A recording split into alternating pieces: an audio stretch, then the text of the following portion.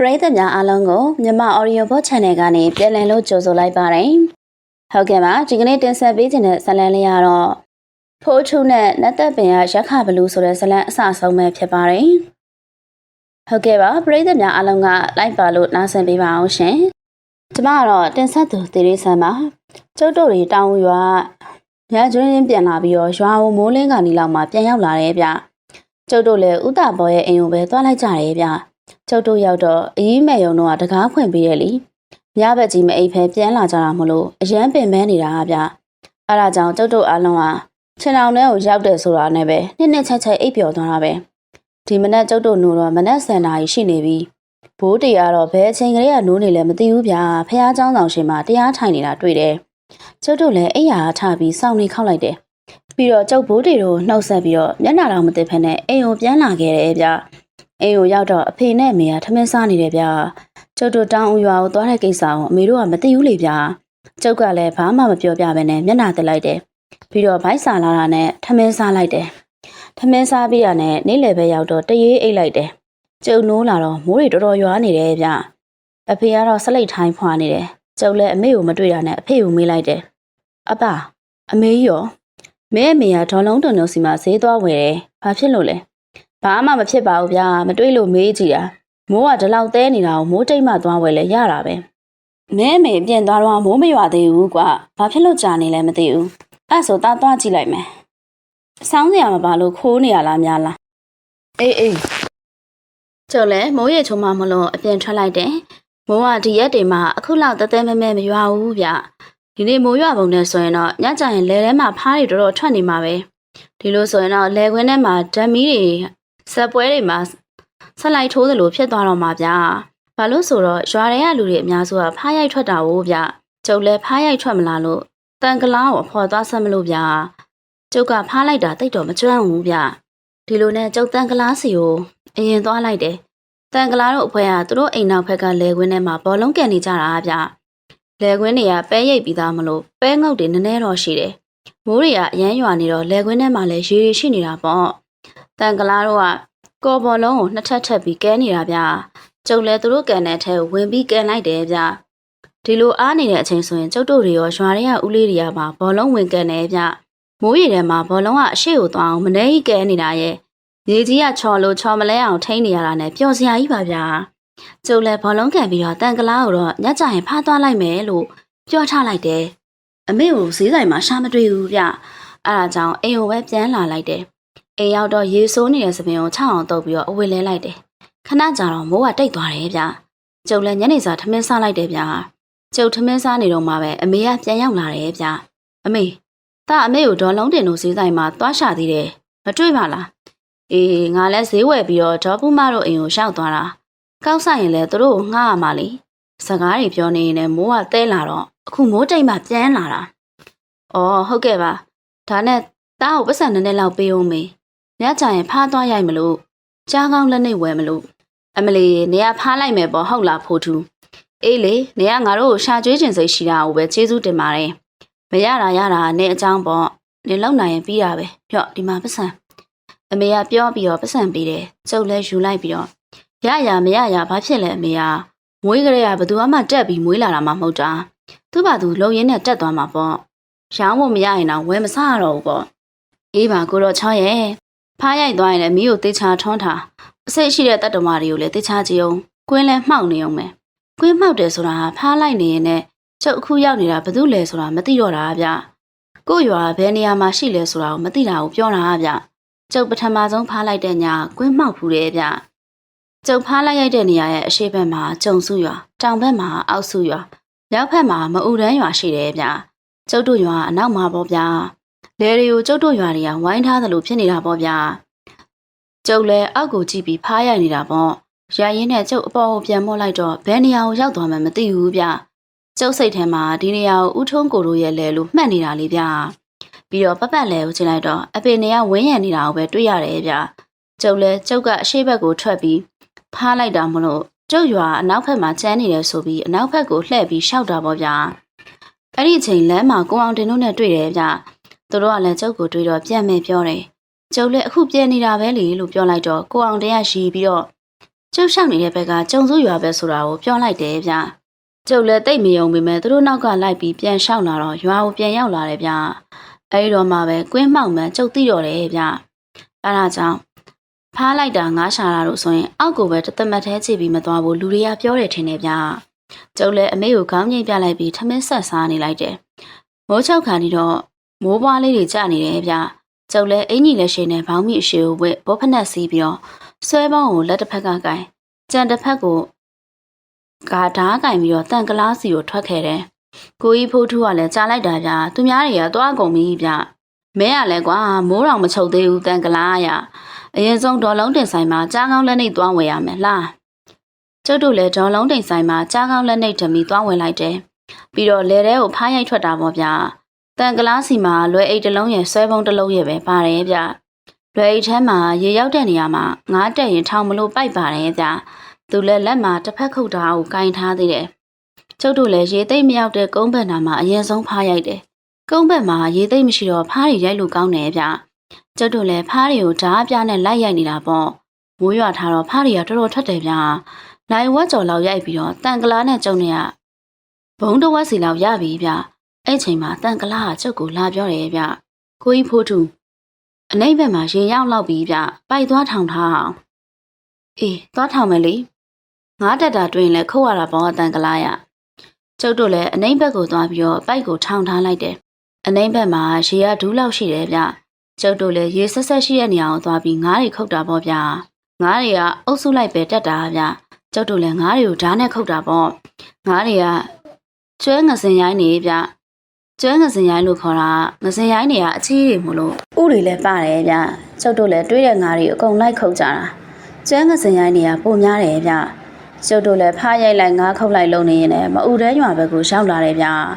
ဒီလိုနဲ့60တခုနာကိုရောက်တော့ကျုပ်တို့လည်းဖားရိုက်လိုက်ငါးခုတ်လိုက်လုံနေရင်လည်းမအူတဲရွာဘက်ကိုရောက်လာတယ်ဗျဒီလိုနဲ့60တခုနာကိုရောက်တော့လူတယောက်လဲနေတာကိုတွေးလိုက်ရတယ်ဗျကျုပ်တို့လည်းဘာဖြစ်နေရလဲမသိလို့ဓမီထိုးပြီးတော့အပြေးသွားခဲ့တာပေါ့ဥပြူဗျအရက်မူးပြီးလဲနေတာထင်တယ်ဟာဥပြူကတော့ဗျဖားလိုက်တာကိုအရက်တွေဒီလောက်တောက်လာရတယ်လို့ဥပြူကကျုပ်တို့အတန်ကြာတော့ထထိုင်လာတယ်ဗျပြီးတော့နှုတ်ကနေရှာနေမအမလီကြောက်ပါပြီရှာနေမရဲ့ဆိုပြီးတော့ပြောနေတာဗျဘယ်ကရှာနေမလဲဥပြူရဲ့အရက်ကြောင်ကြောင်ပြီးပြောနေရလားဘယ်ကလာအရက်ကြောင်မှလဲကွာရှာနေမငါ့ရဲ့ဖားတွေကိုအကုန်စားသွားတာငါ့ကိုလည်းလဲပေးညှက်တယ်ငါသူ့လက်ကနေထွက်ပြေးလာခဲ့တာဦးလေးပြောတာကျုပ်တို့နားမလဲဘူးကျုပ်တို့ကိုတေချာပြောပါဗျဦးပြူလည်းခါးကြားကိုထိုးထားတဲ့အရက်ကိုယူပြီးတော့တစ်ချက်မော့တောက်လိုက်ကငါမိမအေးတင်တဲ့စကားများပြီးဖားလိုက်ဖို့လေထဲကထွက်လာခဲ့တာလေထဲမလာခင်ဒေါ်မီတို့ဆိုင်မှာအရက်ဝင်တောက်ပြီးအရက်တပူးကိုလည်းဆွဲလာခဲ့တာကွာငါတောက်ရင်နဲ့ဖားတွေရိုက်လိုက်တာဖားတွေကဘုံတစ်ဝက်လောက်ရလာတယ်ငါလည်းအရက်တောက်လိုက်ဖားရိုက်လိုက်ဆိုတော့နည်းနည်းမူးလာနေပြီကွာအနိမ့်ဘက်ကိုရောက်တော့ပိုက်ထောင်ထားပြီးဦးတရုတ်တို့လည်းဘက်ကိုဖားဆက်ရိုက်ဖို့ထွက်လာလိုက်တာဦးတရုတ်တို့ဘက်ကတရေ6တယ်လို့နာမည်ကြီးတယ်လေကွာငါလည်းအရက်ကမူးနေတာရဲ့မိမနဲ့စကားများလာတယ်ဆိုတော့ဘာမှမကြောက်ဖဲငါမိမကိုဆဲဆိုပြီးတော့ဖားလိုက်နေတာပေါ့ကွာငါလိုက်နေရင်လည်းညောင်းလာတာနဲ့တရေပင်တပင်အောင်မှထိုင်ပြီးနားလိုက်တာကွာလက်လိုက်တဲ့မျိုးကိုလည်းပိတ်ထားလိုက်တာပေါ့ပြီးတော့အရက်ကိုလည်းထုတ်တောက်နေလိုက်တာနှုတ်ကလည်းငါမိမကိုမျိုးစုံပြောဆိုနေရပေါ့ကွာအဲ့ဒီချိန်ငါရဲ့ဆွဲပုံကိုကြည့်လိုက်တော့ငါခုတ်ထားတဲ့ငါးနဲ့ဖားတွေကမရှိတော့ဘူးကွာငါလည်းဒေါသထွက်သွားတာပေါ့ကွာမိမနဲ့အစင်မပြေရတဲ့ဂျာနဲ့ငါရှာထားတဲ့ငါးတွေဖားတွေပျောက်တော့စိတ်တူတူနဲ့အကုန်လုံးကိုအော်ဆဲလိုက်တာပဲအဲ့ဒီခါတရက်ပင်တွေကလှုပ်ရမ်းသွားတာကွာပြီးတော့ငါရှိမှတရက်မတကောင်ပေါ်လာရောဟေးဦးပြူပြောနေတဲ့ချိန်မှာတန်ကလားကကြောက်ပြီးတော့ကျုပ်နာကိုကက်လာတာဗျငါသူ့ကိုကြည့်နေတော့ तू ကရှာကိုထုတ်ပြတယ်ကွာသူ့ရှာတရောင်နီးနီးလောက်ရှိတယ်ကွာပြီးတော့နီရဲနေတာလူတွေပြောနေတဲ့ရှာနေတရေမဆိုတာသူပဲဖြစ်မှာပေါ့ကွာအဲ့ဒီတရေမငါ့ကိုလဲပင်လာညစ်တာကွာငါလည်းမူးမူးနဲ့သူ့ကိုပြန်ပြီးတော့နပန်းဖက်လုံးလိုက်တယ်ဒီလိုနဲ့သူတပြန်ကိုတပြန်ချိုင်းနဲ့ငါလည်းအမူးတောင်ပြေးခြင်းသလိုဖြစ်လာတာပြီးတော့မောလဲမောလာတာအဲ့ဒါကြောင့်အဲ့ဒီနေရာကနေလွတ်အောင်ပြေးလာခဲ့တာကွာအဲ့ဒီမှာတရေကလေးလေးတွေကမှဘယ်ကနေပေါ်လာလဲမသိဘူးကွာငါနောက်ကိုပြေးလိုက်ရောငါလည်းလွတ်အောင်ပြေးလာပြီးတော့ဒီရောက်မှမောလို့လဲပြီးတော့မောဖြေနေတာဦးပြူပြောပြတာနားထောင်ပြီးတော့တန်ကလားကတော်တော်ကြောက်နေပြီဗျကျုပ်ကတရေတစီမကြောက်ဘူးဆိုပေမဲ့လည်းအဲ့ဒီလိုဒုက္ခပေးရင်တော့ကြောက်တယ်ဗျကျုပ်တို့လည်းဦးပြူကိုအဲ့ဒီဘက်ထပ်မသွားဘူးမှာပြီးတော့ဖားဆက်မရိုက်ဖဲအိမ်ကိုပဲတန်းပြန်လာတာဗျအိမ်ကိုပြန်ရောက်တော့ဖားထက်တဲ့ပုံကို ဒံကိုအဖုံးနဲ့အုပ်ထားပြီးတော့ခြေဆေးလက်ဆေးပြီးအိယာဝင်ခဲ့တယ်ဗျကျုပ်အိမ်မက်ထဲမှာလည်းတရေတွေလိုက်လို့လွတ်အောင်မနေကြီးပြေးခဲ့ရတာဗျမနေ့လင်းတော့အမေကညရလာတဲ့ဖားနဲ့ငါ့ကိုကိုင်းနေတယ်ဗျကျုပ်မျက်နှာတင်နေတော့မှပဲအမေကဟင်းထဲကိုထည့်ချက်ဖို့မဆလာသွားဝယ်ခိုင်းနေဗျကျုပ်လည်းမျက်နှာတက်ပြီးရနဲ့မဆလာဝယ်ဖို့ထွက်လာလိုက်တယ်သွားနေရင်လည်းတန်ကလာတို့အိမ်ုံရောက်တော့တန်ကလာနဲ့သူ့အမေတော်မေဆိုကပိုက်ကငါးတွေဖြုတ်နေတာကိုထွေးလိုက်ရတယ်ဗျဒီကောင်ပိုက်ကလက်ညှိုးဖြူဆိုတော့ထိတဲ့ငါးတွေကသေးတယ်ဗျကျုပ်တို့ဘက်မှာပိုက်တွေကိုလည်းလက်မပွတ်တိုက်လက်ညှိုးဖြူခိုင်သိန်းချီဆိုပြီးတော့နာမည်ရဲ့အမျိုးမျိုးပေးထားကြတာဗျသူ့အမျိုးအစားနဲ့သူငါးထိတဲ့ပုံကလည်းမတူဘူးပေါ့ဗျငါးတွေရောင်းမလားကြီးရောင်းမဲ့ဖို့ထူးရေဘယ်နှပိတ်သားယူမလဲကျုပ်နဲ့အရေးတော်ဆုံးမရစနောက်ပြီးတော့ပြောနေတာဗျတန်ကလာကိုကြီးဖို့ထူးဥပြူတယောက်ဖျားနေပြီတဲ့ဟေးဟုတ်လားကြောက်ဖျားသွားတာထင်တယ်ဟုတ်မှာပေါ့ဗျာအရင်မူတော့ကတော့တရေမောင်တော့မကြောက်ပဲပြန်ခံချသေးတာအမှုပြေမှာနေမကောင်းဖြစ်ရောလားလို့အကြီးအေးတင်ကလည်းဥပြို့ကိုပြုစုပြီးပေါ့စီပြောနေတာ哦မနက်ကကြောက်ပိုက်ဖော်ပြီးပြန်လာတော့ချားနေရတာအေးငါလည်းမဆလာသွားဝယ်လိုက်အောင်ပဲကွာကျုပ်တန်ကလာတို့နဲ့စကားပြောပြီးဒေါ်လုံးတင်တို့ဆိုင်မှာကလားလေးမဆလာဝယ်လိုက်တယ်ဗျပြီးတော့အိမ်ကိုပြန်လာတယ်အမေကဖားကိုစပလင်နဲ့ငရုတ်သီးနဲ့အရင်ကြော်တယ်ဗျပြီးကြမှာငါ့ကိုကျတော့စီပြန်ချက်တယ်ဟင်းအိုးထဲမှာတော့ကလားလေးမဆလာအနံ့မှုေးလို့ဗျအဖေကတော့အိမ်အောက်မှာပိုက်ထိုးနေတာဗျကျုပ်တို့ဘက်ကအိမ်တွေကခြေတံတွေကမနှဲရှိတယ်ဗျအခုအဖေကမြို့ကနေပိုက်တထုပ်ဝယ်လာပြီးခေါင်းကျိုးထိုးနေတာဗျကျုပ်လည်းအဖေပိုက်လုံနေတာကိုကြည့်နေတာပေါ့ကျုပ်ကပိုက်ကျိုးမှမထိုးတတ်တာအပါကြီးကလည်းဗျကျိုးထိုးပြီးသားပိုက်ကိုမြို့ကနေတခါတည်းဝယ်လာလိုက်ရင်ပြီးရောပင်ပန်းခံနေသေးတယ်မပင်ပန်းပါဘူးဖိုးထူကမြို့ကကျိုးထိုးပြီးသားပိုက်တွေကကျိုးကောက်လို့မကောင်းဘူးအစိတ်ကျဲလည်းမညီဘူးဖြစ်တယ်လို့လှုပ်ထားတာကွာပြီးတော့ငါမကြိုက်ဘူးကွာဒါအပါကြီးပင်ပန်းမှာဆိုလို့ပါစေရနာနဲ့လည်းပြောရသေးတယ်ဒါနဲ့ဒီပိုက်ကပါလဲလက်ညှိုးဖြူလားမဟုတ်ဘူးလက်မပုတ်တိုက်လေဒီမှာကြည့်ပါလားအဖေကပြောရင်းနဲ့ပိုက်အပေါက်ထဲကိုသူ့ရဲ့လက်မကိုထည့်ပြတယ်ဗျပိုက်ကအဖေရဲ့လက်မနဲ့ပုတ်တိုက်တဲ့အရွယ်စားကွက်တိဖြစ်နေတာဗျအဲ့ဒါကြောင့်လက်မပုတ်တိုက်လို့ခေါ်တာဖြစ်ရမယ်ကျုပ်လည်းပိုက်အကြောင်းတော့တိချမသိဘူးဗျကျုပ်တို့စကားပြောနေတော့ဒေါ်ရေးတင်တယောက်ရောက်လာတယ်ဗျကျုပ်လည်းအိမ်ရှိထွက်ပြီးတော့စကားပြောလိုက်တယ်ဒေါ်ရေးတင်ကလည်းဥပြူတယောက်ဖျားနေတယ်ဆိုလို့ကျုပ်စီမှာဆေးလာတောင်းတာဗျကျုပ်ကလည်းဆေးကန်းကိုသွားဖို့ပဲညှို့လိုက်တာပေါ့ဗျဒေါ်ရေးတင်လည်းပြန်ထွက်သွားတယ်ကျုပ်လည်းအိမ်ထဲပြန်ဝင်လာတော့အဖေကမေးတယ်ဗျအေးတင်ကဘာကိစ္စနဲ့လာတာလဲကွဥပြူတယောက်ဒီမနဲ့ဖျားနေလို့တဲ့လေဆေးလာတောင်းတာတဲ့နေမကောင်းရင်ဆေးကန်းကိုသွားရမှာလေကွာဒီကောင်ငပြူကရာသီအကူးပြောင်းမလို့ဖျားတာလားမဟုတ်ဘူးအပါရဲ့ကြောက်ဖျားသွားတာဘလို့ကြောက်ဖျားရလဲညဖားလိုက်တာရှာနေတရေမှအချောက်ခံရပြီးဖျားသွားတာလေဟုတ်လားဒီကောင်ဦးတရုတ်တို့ရဲ့လယ်ထဲမှာဖားသွားလိုက်ခဲ့တာချင်းနဲ့ဟုတ်တာပေါ့ဗျာအဲ့ဒါကြောင့်ပယောဂနိုင်တဲ့ဆေးကိုလာတောင်းတာဗျ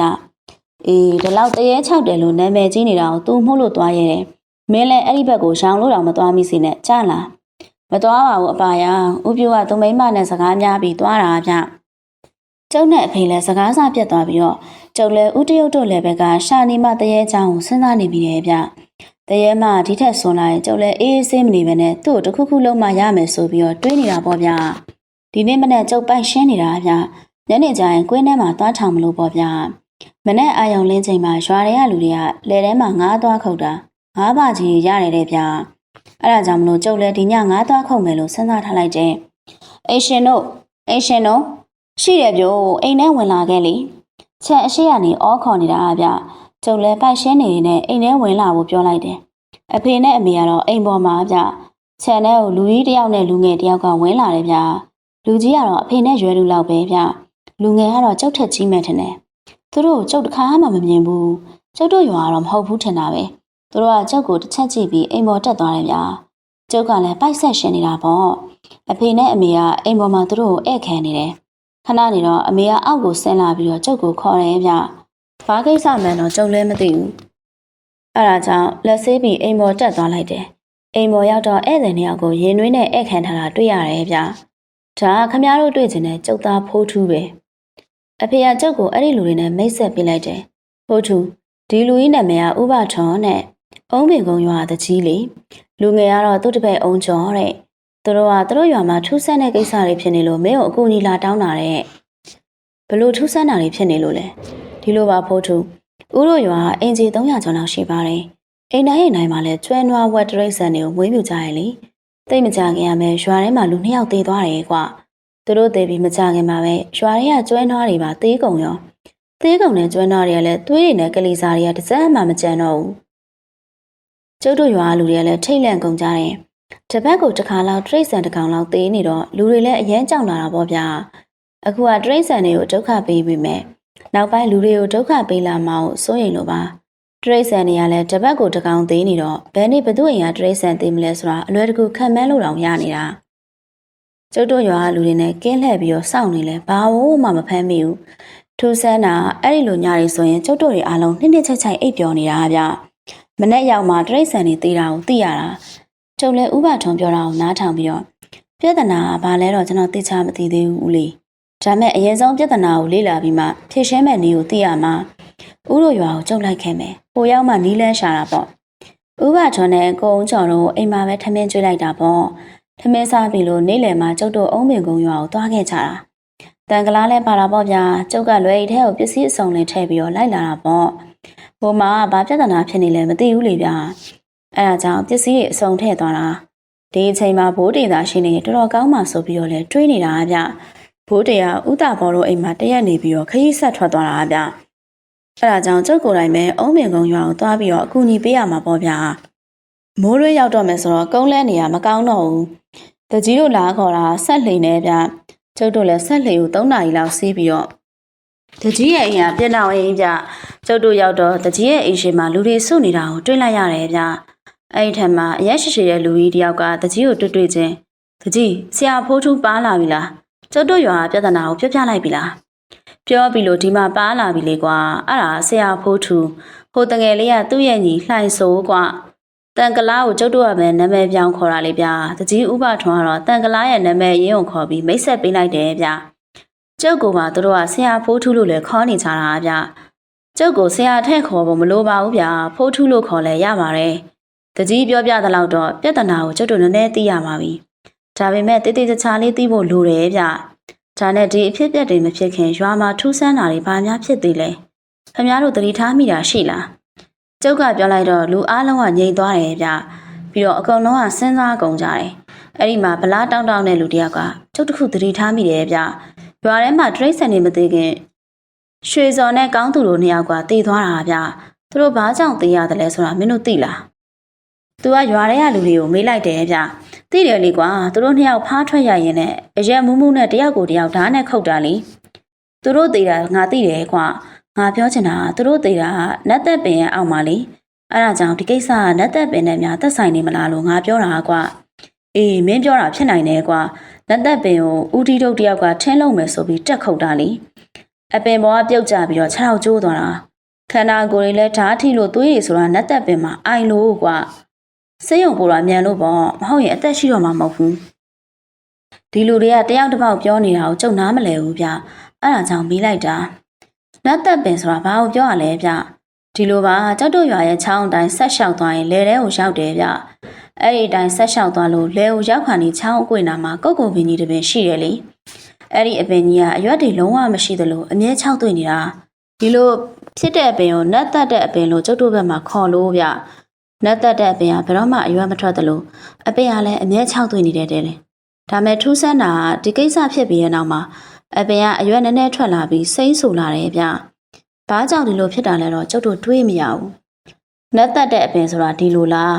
းဒါဆိုလဲအခုဖြစ်လာတဲ့အရာဒီအပင်နဲ့ပတ်သက်နေသလားဆိုတာကိုလေ့လာရမှာပေါ့ဗျအခုကတပတ်တစ်ခါလောက်ကျွဲရင်နွားတွေသေးနေတာဆိုတော့ရွာထဲမှာတရိတ်ဆန်သေးတာတပတ်ပြည့်လို့လိုသေးလား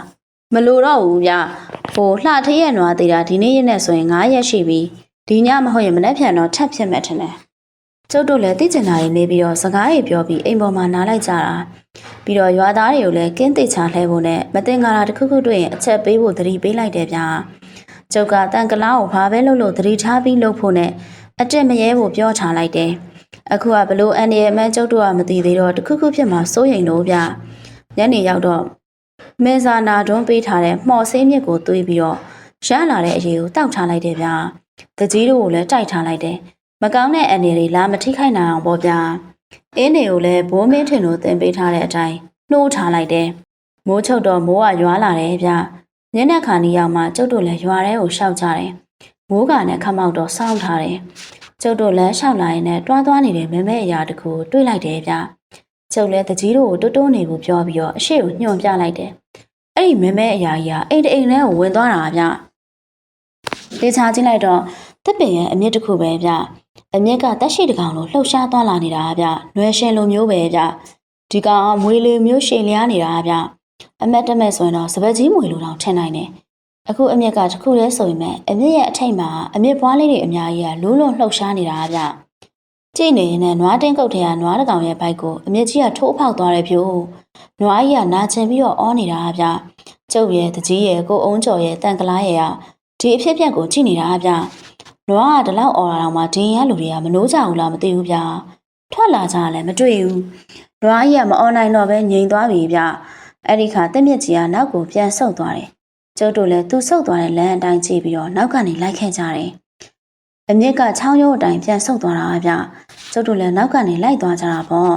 ့ကျုပ်တို့လိုက်ရင်လမ်းမှာကင်းလှဲတဲ့လူတွေကအိပ်ပျော်နေတာကိုတွေ့လိုက်ရတယ်ကျုပ်တို့လည်းသူတို့ကိုဂရုမစိုက်အားပဲနဲ့အမြင့်ရဲ့အနောက်ကိုပဲလိုက်သွားကြတာ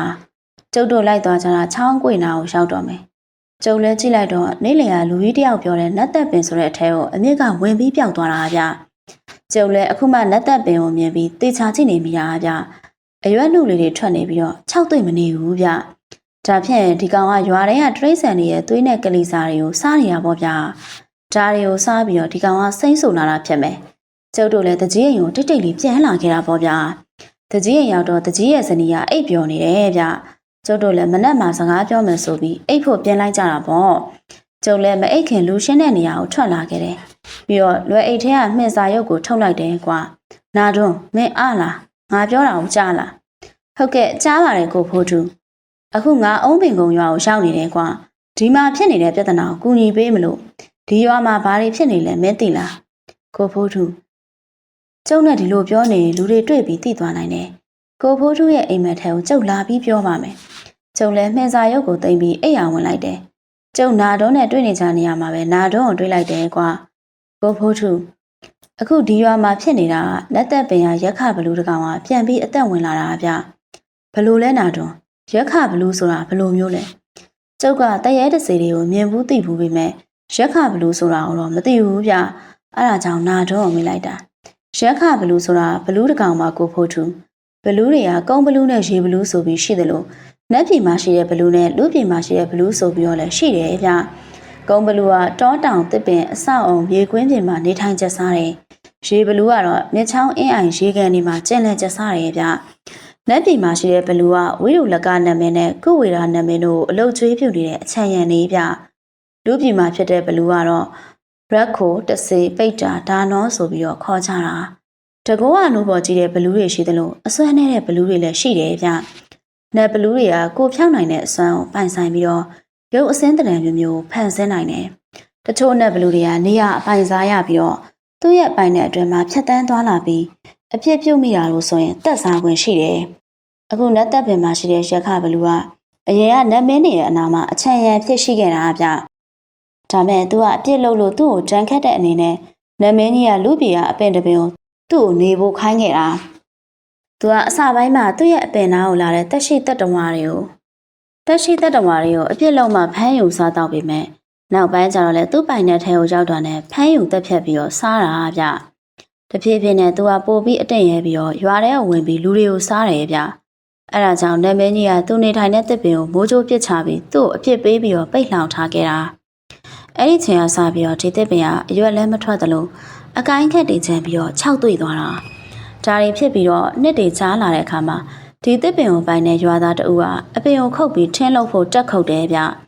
ဒါပေမဲ့သူကအပင်ပေါ်ကပြုတ်ကျပြီးတော့ဓာတ်ထန်ရာတွေလည်းရှားခဲ့တယ်လေသူ့ရဲ့သွေးတွေကနတ်သက်ပင်ရဲ့အမြစ်တွေကိုစီးဝင်ပြောက်ကွယ်သွားပြီးတော့ရက်ခဘလူးကိုလွတ်မြောက်အောင်လုပ်ပေးတယ်လို့ဖြစ်သွားတာဗျအဲ့ဒီလူရဲ့သွေးကိုတောက်သုံးလိုက်ရတဲ့ရက်ခချုံနှောင်ထားတဲ့အနှောင်ဖွဲကနေကင်းလွတ်သွားပြီးတော့သူ့ရဲ့အားရင်ပြန်ပြေဖြိုးဖို့လှုပ်ဆောင်လာတာဗျပထမဦးဆုံးသူကအပင်နားကိုရောက်လာတဲ့လူနှစ်ယောက်ကိုတတ်ပြီးတော့သွေးကိုတောက်တယ်နောက်ပိုင်းမှာသူ့ရဲ့အစွမ်းနဲ့ရွာထဲကိုဝင်ပြီးတရိတ်ဆန်တွေရဲ့သွေးနဲ့ကလေးစားတွေကိုစားရဲဗျတဖြည်းဖြည်းနဲ့သူကအားရင်ပြန်ပြေဖြိုးလာပြီးတော့နောက်ပိုင်းကျရင်ရွာထဲကလူတွေကတတ်စားနိုင်တယ် ဒါဆိုငါတို့ဘလို့နှိမ်နှင်းပြီးတော့ရွာလူတွေဘလို့ကဲတင်ရမလဲကိုဖိုးထုကိုဆရာကြီးပေးခဲ့တဲ့ထက်မှာအလာဝကအင်းရှိပါတယ်အဲ့ဒီအင်းကိုသုံးပြီးဒီရက်ခဘလူကိုနှိမ်နှင်းနိုင်တယ်ဗျဒီနတ်သက်ပင်ကရက်ခဘလူကအခုအချုပ်နောင်ကနေလွတ်သွားတာကိုနတ်မင်းတွေမသိသေးဘူးဒါကြောင့်ဒီကောင်ပိုဆိုးလာတာဒါမဲ့အလာဝကအင်းကိုသုံးလို့မရရင်လက်စစ်သူကြီးတစ်ပါးကိုပင့်ပြီးတော့သူ့ကိုထိမ့်သိမ့်မှုအကူအညီတောင်းရင်ရတယ်ဗျနာထုံးကပြောပြီးတော့လက်စစ်သူကြီးကိုပင့်တဲ့ကာတာကိုကျုပ်ကိုသင်ပေးတယ်ဗျကျုပ်လည်းအလွတ်ရအောင်အခါခါရွတ်နေပြီတယ်ပြီးတော့နာတွန်းလည်းပျောက်သွားပြီးတော့ကျုပ်လည်းအိယာနိုးလာခဲ့တယ်ကျုပ်ကလက်စစ်သူကြီးကိုပင့်တဲ့ကာတာကိုမှတ်မိအောင်တွတ်တွတ်ရွတ်နေမိတယ်မနေ့လင်းတော့တကြီးကရွာလူတွေကိုသူ့အိမ်ရှိကိုအကုန်လာပြီးစုဝေးဖို့ပြောလိုက်တယ်အားလုံးစုံတော့တကြီးကကျုပ်တို့ညကကင်းလှည့်ရဲ့အဖြစ်အပျက်ကိုသိချမြင်ခဲ့တယ်ဗျမင်းညော့ညကနင်တို့တင်းကုတ်ထဲကနွားကိုတတ်သွားတာနင်တို့မသိဘူးလားဒီလောက်တောင်အိပ်ပုတ်ကြီးရလားကျုပ်တို့လည်းမသိဘူးတကြီးရဲ့ဘာသာမှလည်းမကြားသလိုနိုးလည်းမနိုးမနေ့ကျမှသာနိုးပြီးတော့နွားကြီးတည်နေတာကိုတွေ့တာသူတို့ပြောတာကြားပြီးတော့ကျုပ်တခုတွေးမိတယ်ဗျအဲ့ဒါနတ်သက်ပင်ကရက်ခဘလူကလူတွေကိုအိပ်ပျော်အောင်လုပ်ထားတာလားဆိုပြီးတော့ပေါ့ကျုပ်တို့ကနာတွန်းပေးခဲ့တဲ့မှော်ဆေးမြင့်အရေးကိုတောက်ထားလို့အိတ်မပြောတာဖြစ်မယ်ဗျကျုပ်လည်းဝင်ပြောလိုက်တယ်အားလုံးစိတ်မပူကြပါနဲ့ကိုလှုပ်ရှားရှိတဲ့အလုပ်ကိုစိတ်ချလက်ချပြန်လုပ်ကြပါကျုပ်ဒီကိစ္စကိုဖြေရှင်းပေးပါမယ်ဒါမဲ့နတ်သက်ပင်ဘက်ကိုတော့မသွားဖို့အားလုံးကိုပြောထားခြင်းနဲ့ကျုပ်ကပြောပြီးတော့အားလုံးကိုပြန်ခိုင်းလိုက်တယ်ဗျကာလာသား၄-၅ယောက်နဲ့တကြီးတို့လည်းမရရဲ့တကြီးတစ်ပည့်ကိုအုံးကျော်ရဲ့တန်ကလားရဲ့ကျုပ်ရဲ့ပဲကြံတော့တာဗျကျုပ်လည်းတကြီးကိုတကြီးဒီကောင်ကနတ်သက်ပင်မှာအပြစ်ပေးခံထားရတဲ့ရက်ခဘလူတကောင်ပဲဗျတကြီးတို့ရွာလူတယောက်ကနတ်သက်ပင်မှာဒဏ်ရာရပြီးတော့သွေးတွေကျခဲ့တယ်လေအဲ့ဒီသွေးတွေကိုသူကတောက်ပြီးတော့အနှောင်ဖွဲရနေလွတ်သွားတာဗျပြီးတော့တကြီးတို့ရွာကိုဒုက္ခပေးနေတာအဲ့ဒါဆိုဦးတို့ရွာကိုသူ့လက်ကနေကဲပါအောင်ဖိုးထုရဲ့ကျုပ်ကူညီမှာပါအခုဒီကောင်ကအားနေနေလို့သာတပတ်ကိုတရိတ်ဆန်တကောင်လာစားနေတာအားပြည့်ပြီးအရင်လိုပြန်ဖြစ်သွားရင် तू ကနေတိုင်းလိုရွာထဲဝင်ပြီးဒုက္ခမပေးနိုင်ဘူးလို့မပြောနိုင်ဘူးရွာထဲကလူတွေကိုပါရန်ရှာရင်မလွယ်ဘူးဗျအဲ့ဒါကြောင့်ကျုပ်တို့သူ့ကိုညာတိုင်းစောင့်ကြည့်ရမယ်ဒီကောင်ရွာထဲကိုဝင်လာတဲ့ညမှာပဲကျုပ်တို့သူ့ကိုနှိမ်နှင်းရမယ်ကျုံလည်းလုံးမဲ့အကြောင်းအရာတွေကိုရှင်းပြလိုက်တယ်ဗျပြီးတော့ဘိုးမင်းထင်တို့ဘိုးတေတို့ပေးတဲ့အင်းတွေကိုနှိုးနေခဲ့တယ်အဲ့ထက်မှာအလာဝကအင်းုံလည်းတွေ့တယ်ဗျကျုပ်တို့ညာတိုင်းကင်းလှည့်ပြီးကြည့်နေတာဘာမှမတွေ့သေးဘူး၃ရက်မြောက်နေဗျကျုပ်တို့တွေလမ်းလျှောက်နေတော့ကင်းတဲ့တစ်ခုကိုရောက်လာတော့ကင်းတဲ့ထဲမှာလူတွေကအိပ်ပျော်နေတယ်ဗျကျုပ်တို့ခေါ်နှိုးပေမဲ့မရဘူးဗျဒါနတ်သက်ပင်ကရက်ခဘလူကအိမ်ငွေချထားတာဖြစ်မယ်ကျုပ်လည်းဒီကောင်ရွာထဲဝင်လာပြီဆိုပြီးတကြီးကိုပြောခိုင်းလိုက်တယ်ပြီးတော့ဒီကောင်သွားနိုင်တဲ့နေရာကိုခံမှန်းပြီးတော့ဦးတီရှာခဲ့တယ်တွေ့ပြီဗျကျုပ်တို့ခံမှန်းထားတဲ့အိမ်မှာလှုပ်ရှားသွားလာနေတဲ့တင့်မြစ်ကိုတွေ့တယ်ဗျဒီရက်ခဘလူကနတ်သက်ပင်ကတင့်မြစ်ကိုသူ့ရဲ့အစွမ်းနဲ့တုံးပြီးတော့ရွာထဲကတရိတ်ဆန်ကိုစားနေတာဗ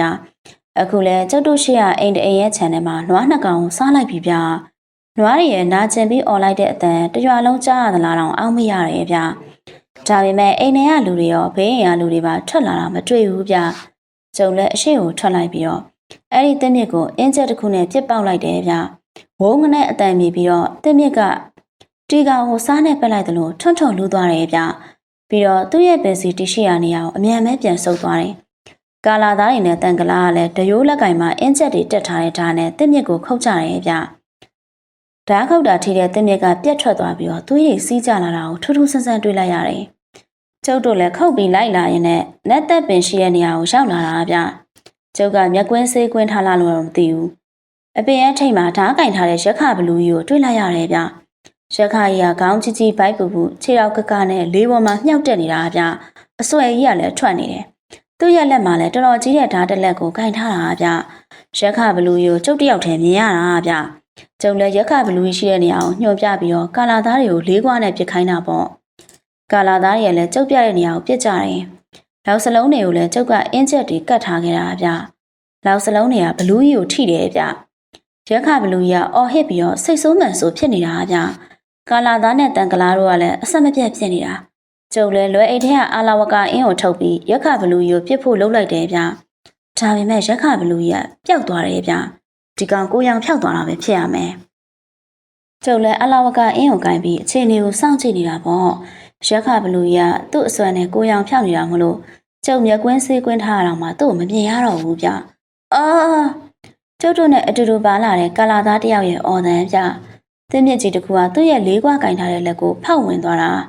။ကျန်တဲ့ကာလာသားတွေကလည်းအဲ့ဒီတက်မြစ်ကိုဓာတ်နဲ့ခုတ်ကြတယ်။ကျုပ်ကအားလုံးကိုသတိထားဖို့ပြောလိုက်တယ်ဗျ။ရက်ခါကြီးကိုမတွေ့ရတော့ကျုပ်သူ့ကိုအာလာဝကာအင်းနဲ့ပြစ်ဖို့ဆိုတာမဖြစ်နိုင်တော့ဘူးဗျ။လူတွေကိုထပ်ပြီးထိခိုက်လာမှအောင်လည်းကျုပ်စိုးရိမ်မိတယ်။အဲဒါကြောင့်နာတွန်းတင်ပေးထားတဲ့လက်စစ်သူကြီးကိုပင့်ဖိတ်တဲ့ကာလာကိုကျုပ်ချက်ချင်းရွတ်လိုက်တယ်။ကျုပ်ရွတ်နေတဲ့အချိန်မှာလက်သက်ပင်ရဲ့အမြင့်တစ်ခုကကျုပ်ရင်ဘက်စီကိုတိုးဝင်လာတာဗျ။တန်ကလားကဓာတ်ကိုမြင်ပြီးတော့သူ့လက်ထဲအားဓာတ်နဲ့အလှည့်အမြန်ခုတ်ချလိုက်တယ်။တင်းမြစ်ကတန်ကလားရဲ့ဓာတ်ချက်ထိပြီးတော့ပြတ်ထွက်သွားတယ်။တော်သေးရပါဗျာတန်ကလားကယ်လို့ကျုပ်အသက်မသေးတာဗျ။မဟုတ်ရင်တင်းမြစ်ကကျုပ်ရင်ဘက်ကိုထိုးဖောက်သွားပြီပေါ့ဗျာ။ကျုပ်ဂါရာရွတ်လို့ပြီးသွားပြီဗျ။အဲဒီမှာကောင်းကင်ကနေရွှေရောင်အလင်းနဲ့တစ်ခုကပေါ်လာတယ်ဗျ။အလင်းထဲမှာရွှေရောင်တောက်နေတဲ့နတ်စစ်သူကြီးတစ်ပါးပေါ်လာတယ်ဗျ။ကျုပ်ကနတ်စစ်သူကြီးကိုကြည့်ပြီးတော့နတ်စစ်သူကြီးခင်ဗျာဒီနတ်သက်ပင်ကဘလူးတကောင်ကလူတွေကိုတတ်တရိษံတွေကိုတတ်ပြီးဒုက္ခပေးနေပါတယ်။ဒါကြောင့်နတ်မင်းကြီးကိုပင့်ဖိတ်လိုက်ရတာပါ။သူ့ကိုနတ်မင်းကြီးဆုံးမပေးတော်မူပါ။ကျုပ်ပြောလိုက်တော့နတ်စစ်သူကြီးကနတ်သက်ပင်ကိုကြည့်လိုက်တယ်ဗျ။ပြီးတော့သူ့လက်ကိုဖြန့်လိုက်တော့လက်ထဲမှာရွှေရောင်လှန်တစ်ချောင်းပေါ်လာတယ်ဗျ။နတ်စစ်သူကြီးကလှန်ကိုနတ်သက်ပင်စီကိုပြစ်လိုက်တယ်။ရွှေရောင်လှန်နတ်သက်ပင်ကိုမထိခင်မှာတထောင်လောက်အလိုမှာရှက်သွားတယ်ဗျ။ကျုပ်ကြည့်နေရင်လည်းဟာရက်ခဘလူကြီးပေါ်လာပြီဗျ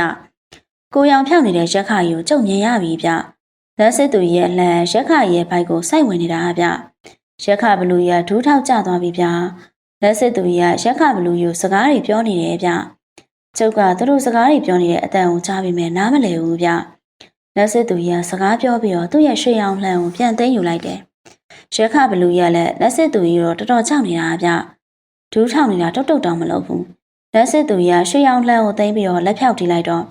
လေထဲမှာအတောင်ပန်နေနဲ့ဘလူးနှစ်ကောင်ပေါ်လာတယ်ဗျ။အတောင်ပန်နဲ့ဘလူးတွေကဒူးထောက်ကျနေတဲ့ရက်ခကြီးကိုတယောက်တစ်ဖက်ဆွဲကင်ပြီးတော့အပေါ်ကိုပြန်တက်ပြောက်ွယ်သွားတယ်။ပြီးတော့လက်စစ်သူကြီးလည်းပျောက်သွားတယ်ဗျ။ကျုပ်တို့လည်းရွာထဲကိုပြန်ပြီးလက်ကိုဒဏ်ရာရသွားတဲ့ကာလာသားကိုဆေးကန်းကိုအမြန်ပို့လိုက်တယ်။မနေ့ကျတော့နတ်သက်ပင်ကြီးကိုမီးရှို့ဖျက်ဆီးလိုက်တယ်ဗျ။ဒီလိုနဲ့အုံးပင်ကုန်းရွာကိုဒုက္ခပေးနေတဲ့ဘလူးကြီးလည်းမရှိတော့ဘူးပေါ့။ကျုပ်တို့လည်းအုံးပင်ကုန်းရွာမှာတပတ်လောက်နေပြီးတော့ကျုပ်တို့ရဲ့ရွှေညောင်ပင်ရွာကိုပြန်လာခဲ့တာပေါ့ဗျာ။ပရိသတ်များရှင်ကျမခုတင်ဆက်ပေးခဲ့တာတော့စာရေးသူညံထက်ရောင်စင်ရေးသားထားတဲ့ဖိုးထုနဲ့နတ်သက်ပင်မှာရက်ခဘလူဆိုတဲ့ဇလန်းအစဆုံးပဲဖြစ်ပါတယ်။နားဆင်အားပေးကြတဲ့ပရိသတ်များအားလုံးကိုကျေးဇူးထူးပဲတင်ရှိပါတယ်။နောက်ထပ်တင်ဆက်ပေးမယ့်ဇလန်းကောင်းများစွာကိုလည်းစောင့်မျှော်အားပေးနားဆင်ပေးပါ